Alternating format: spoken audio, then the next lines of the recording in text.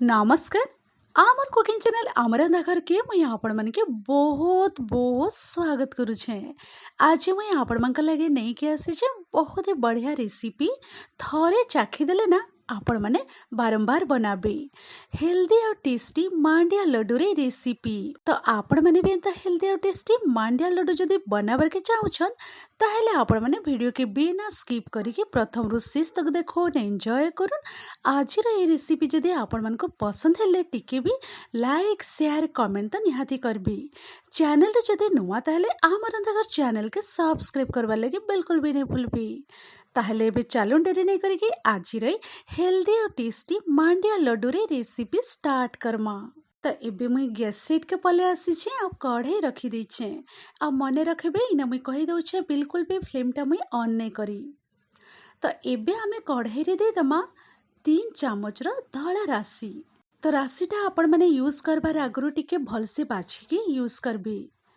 राशि ऐड कर दे सारा पर एबे मुई फ्लेम ऑन कर दउछे आ पूरा पूरी लो फ्लेम रे मुई रखी दउछे।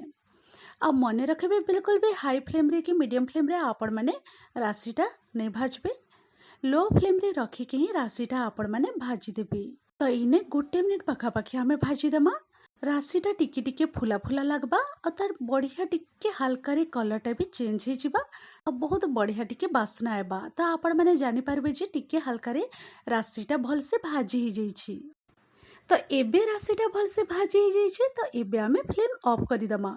फ्लेम ऑफ करि दे सला परे गुटे प्लेट रे आमे साइड करि के रखि दमा और ये भजा राशिटा आमे परे यूज करमा।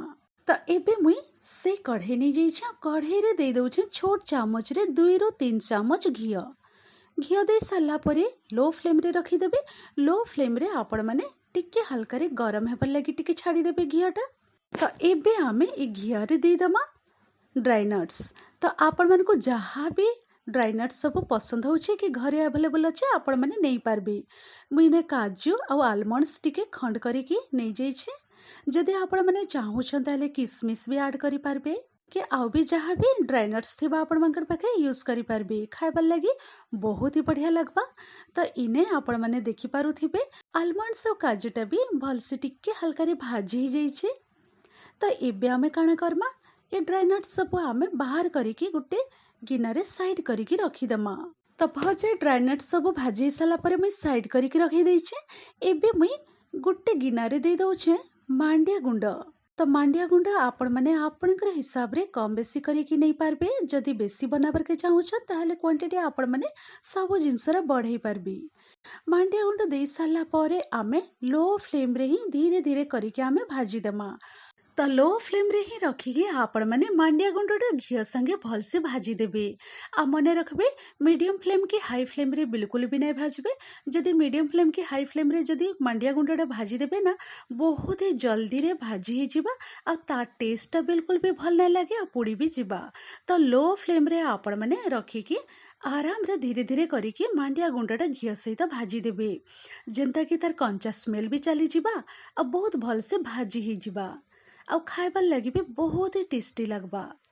तो इने पाखापाखि 3 ରୁ 4 मिनिट ही जाइछे। लो फ्लेम रे मुई भाजी देइछे आ मांडिया गुंडटा घियो संगे बहुत ही भल से भाजी ही जाइछे। 2 मिनिट पाखापाखि लो फ्लेम रे भाजी ही साला परे एबे मुई इने दे दउछे 3 चामच पाखापाखि गुड़ दे दउछे। आ गुड़ के ना आपण माने एंता टिके ग्रेट करिकी नहीं जिबे नहले पाउडर वाला जदि गुड़ अवेलेबल अच्छे ताहले आपण माने पाउडर वाला गुड़ भी यूज करि पारबी। तो बहुत जल्दी मेल्ट हो जिबा। गुड़ दे साला परे आउ थरे आमे भल से टिके मिसई दमा। तो गोटे रू 2 मिनिट पाखापाखि हो जाइछे लो फ्लेम रे आ गुड़टा भी हल्का रे मेल्ट हो जाइछे। तो एबे मुई आउ टिके टेस्ट बढ़ाबार लागी ई पॉइंट रे दे दउछे छोट चामच रे गुटे चामच घियो टिके दे दउछे। घियो दे साला परे आउ थरे भल से मिसई दमा। तो मिसई दे साला परे एबे आमे जेन भाजी की रखिथलु भजा राशि से राशिटा एबे ई पॉइंट रे दे दमा।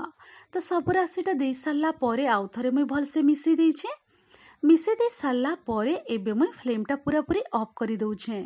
ऑफ करि दे साला परे एबे आमे ई पॉइंट रे दे दमा जेन ड्राई नट्सटा मुई भाजी की साइड करिकी रखिथली काजू और आलमंड्स। से काजू आलमंड्स रो भजाटा टिके मुई गुंड करि देइथिली से गुंडटा एबे ई पॉइंट रे मुई दे दउछे। आउ थरे आमे भल से मिसई दमा ड्राई नट्स रो गुंडटा दे साला परे मिसेई देई सारला परे एबे मुई इने टेस्ट फ्लेवर बढ़ाबार लागि देई दउछे गुजराती गुंड। गुजराती गुंड देई सारला परे आउ थरे आमे भलसे मिसेई देमा। सब जिनिस देई सारला परे मुई भलसे मिसेई देइछे। आ मने रखबे मुई फ्लेमटा आगरू ऑफ करी देइथिली। तो एबे आमे टिके हल्का ठंडा हेबार लागि साइड करिके रखिदेमा। तार परे आमे इतार लड्डू बनामा। तो ई साइड मुई देखई दउछे। अब हल्का टिके ठंडा हो जाइछे, टिके उषुम अच्छे। तो जेनता आपण मैंने हाथ रे धरी पारुथिबी। तो इने मुई आपण मानके देखई दउछे। एंता हाथ रे आपण माने टिके नहीं जिबे मांडिया लड्डूर मिक्सचरटा। आपण माने आपणकर मन पसंद हिसाब रे शेपटा आपण माने देई पारबे। राउंड शेप भी देई पारबे, नले तो आपण माने निजर मन पसंद रा शेपटा देई पारबी। तो इने मुई राउंड शेप रे बनाउछे। तो आपण मानके इने मुई देखई दउछे। आ आपण माने छोट बड़ साइज रे मांडिया लड्डूटा बनै पारबी। मीडियम साइज रखिके आपण माने लड्डू बनै पारबे, नले छोट साइज रे भी लड्डूटा बनै पारबे। खाइबार लागि बहुत ही बढ़िया लगबा। तो एंता सब मांडिया लड्डूर राउंड शेप देके आमे रेडी करिके रखिदमा। तो ई साइड में सब मांडिया लड्डू बनैके रेडी करी देइछे। तो इने आपण माने मुई देखै दउछे, देखि पारुथिबे। अब बहुत ही सुंदर हेल्दी टेस्टी मांडिया लड्डू रेडी हो जाइछि। तो मांडिया लड्डूटा बने सारा परे ना मुई मांडिया लड्डूर तार उपरे टिके दे दउछे पिस्तार गुंड। पिस्ता गुंड दे सारा परे देखि पारुथिबे तार लुकटा बहुत ही सुंदर देखा जाउछे। आपण माने काजूर गुंड कि आलमंड्स गुंड भी आपण माने इने देई पारबे। तो इने मुई पिस्तार गुंडटा टिके दे दउछे, बहुत ही सुंदर देखा जाउछे। देखि पारुथिबे आपण माने सब लड्डू रे मुई दे देइछे। तो एबे इने मुई आपण मानके देखै दउछे पूरा पूरी रेडी हो जाइछे। बहुत ही हेल्दी और टेस्टी मांडिया लड्डू रे रेसिपी। तो ए मांडिया लड्डूटा ना आपण माने 2-3 दिन तो रखिकी आराम रे आपण माने एंजॉय करि पारबे। तो आपण माने भी ए प्रोसेस रे हेल्दी और टेस्टी मांडिया लड्डू बने के आपण माने टेस्ट करू। जदि रेसिपी आपण मन को पसंद होची ताहेले आपण माने लाइक शेयर कमेंट तो निहाती करबी। चैनल रे जदि नुआ ताहेले हमर अदर चैनल के सब्सक्राइब करबा लागि बिल्कुल भी नहीं भूलबी। तो आपण माने वीडियो के प्रथम रो शेष तक देखिथिबारु बहुत बहुत धन्यवाद दउछे। चलुन आपण माने भी मांडिया लड्डू ई प्रोसेस रे बने के एंजॉय करूँ।